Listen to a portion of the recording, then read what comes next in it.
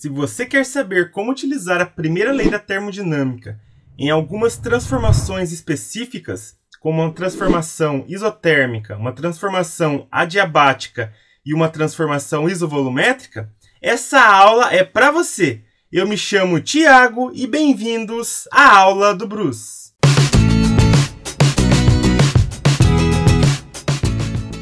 Essa é a nossa terceira aula sobre a primeira lei da termodinâmica. Se por acaso você perdeu as duas primeiras, vai ter um card aqui em cima onde você pode assisti-las. Hoje vamos falar da primeira lei da termodinâmica, mas relacionada a algumas transformações específicas que o gás pode ter. A gente sabe o seguinte, que a primeira lei da termodinâmica é uma lei de conservação de energia. O ΔU vai ser a variação da energia interna, que no sistema internacional a gente vai medir em joules. O Q vai ser o calor cedido ou recebido por aquele gás, no sistema internacional também em joules, já que é uma lei de conservação de energia, todo mundo aí vai ser na mesma unidade. Se por acaso tiver em caloria, você usa todo mundo em caloria. Se tiver em joule, usa todo mundo em joule, sempre trabalhando aí na mesma unidade de medida. E o trabalho que no sistema internacional é dado em joules também. A energia interna do gás vai depender da temperatura dele. Então, por exemplo, se eu aumento a temperatura do gás, a variação da energia interna é positiva, já que teve um aumento dessa energia interna. Se eu diminuo a temperatura do gás, o que acontece? A energia interna diminui de tal maneira que eu tenho uma variação negativa dessa energia. Agora, se eu não altero a temperatura, significa o quê? Que a energia interna também não alterou. Então, não teve variação. Essa variação vai ser o quê? Vai ser zero, vai ser nula. Então, o que eu vou ter? Eu vou ter que o trabalho é igual ao calor, certo? Pensa lá na primeira lei da termodinâmica. ΔU é igual a calor menos trabalho. Se isso aqui for zero, eu passo o trabalho para esse lado e fica que trabalho é igual ao calor. O trabalho de um gás depende aí da sua variação de volume. Então, por exemplo, se o volume do gás aumenta, ele tem uma expansão, significa que o gás realizou o trabalho, é um trabalho positivo, porém esse gás transferiu energia para o ambiente. De tal maneira aí que ele ficou com menos energia, certo? Ele está transferindo energia para o meio externo.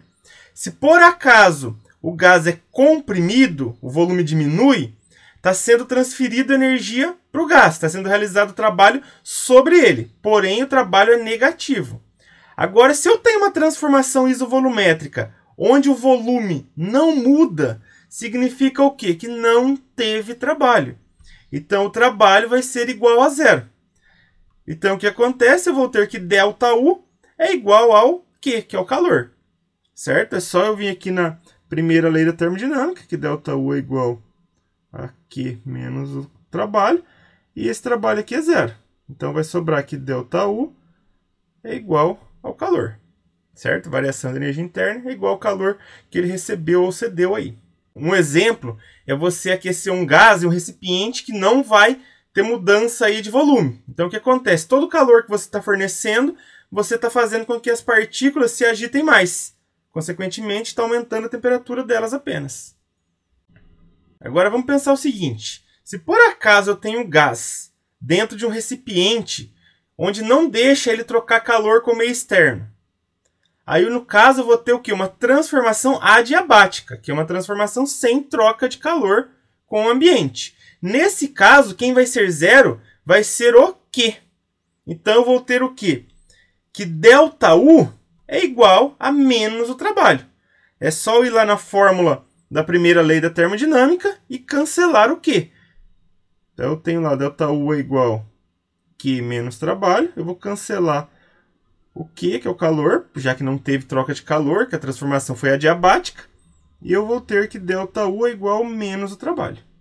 E se eu tiver uma transformação isobárica, aí ninguém vai ser cancelado e você usa a fórmula completa, do mesmo jeito. Não vai ter ninguém ali que vai ser zero. Tá bom? Então você tem que ler o enunciado do exercício, verificar se é algum tipo de transformação específica e, se for, você olha o que você pode fazer. Se o trabalho vai ser zero, se o calor vai ser zero ou se a variação da energia interna vai ser zero. Vamos fazer alguns exercícios para vocês fixarem aí o que falamos na aula de hoje. Exercício 1, da Unesp aí.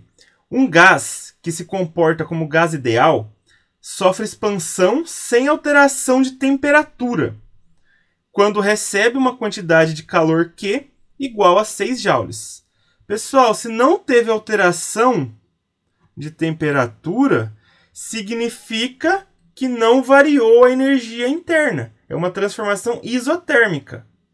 Então, na letra A, está perguntando, olha, determina o valor da variação da energia interna do gás. É zero. Então, esse ΔU é zero, já que não teve mudança de temperatura. Letra B.